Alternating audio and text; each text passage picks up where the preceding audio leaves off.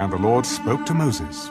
If a person sins and commits a trespass against the Lord by lying to his neighbor about what was delivered to him for safekeeping, or about a pledge, or about a robbery, or if he has extorted from his neighbor, or if he has found what was lost and lies concerning it and swears falsely, in any one of these things that a man may do in which he sins, then it shall be, because he has sinned and is guilty, that he shall restore what he has stolen, or the thing which he has extorted, or what was delivered to him for safekeeping, or the lost thing which he found, or all that about which he has sworn falsely.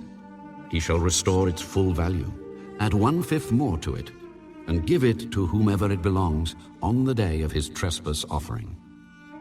And he shall bring his trespass offering to the Lord, a ram without blemish from the flock, with your valuation, as a trespass offering to the priest. So the priest shall make atonement for him before the Lord, and he shall be forgiven for any one of these things that he may have done, in which he trespasses. Then the Lord spoke to Moses.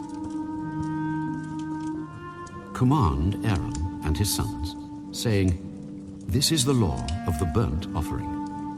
The burnt offering shall be on the hearth upon the altar all night until morning, and the fire of the altar shall be kept burning on it. And the priest shall put on his linen garment, and his linen trousers he shall put on his body, and take out the ashes of the burnt offering, which the fire has consumed on the altar, and he shall put them beside the altar. Then he shall take off his garments, put on other garments, and carry the ashes outside the camp to a clean place. And the fire on the altar shall be kept burning on it. It shall not be put out. And the priest shall burn wood on it every morning, and lay the burnt offering in order on it. And he shall burn on it the fat of the peace offerings. A fire shall always be burning on the altar. It shall never go out. This is the law of the grain offering. The sons of Aaron shall offer it on the altar before the Lord. He shall take from it his handful of the fine flour of the grain offering, with its oil, and all the frankincense which is on the grain offering, and shall burn it on the altar for a sweet aroma, as a memorial to the Lord. And the remainder of it Aaron and his sons shall eat. With unleavened bread it shall be eaten in a holy place. In the court of the tabernacle of meeting they shall eat it. It shall not be baked with leaven. I have given it as their portion of my offerings made by fire. It is most holy, like the sin offering and the trespass offering. All the males among the children of Aaron may eat it. It shall be a statute forever in your generations concerning the offerings made by fire to the Lord. Everyone who touches them must be holy. And the Lord spoke to Moses.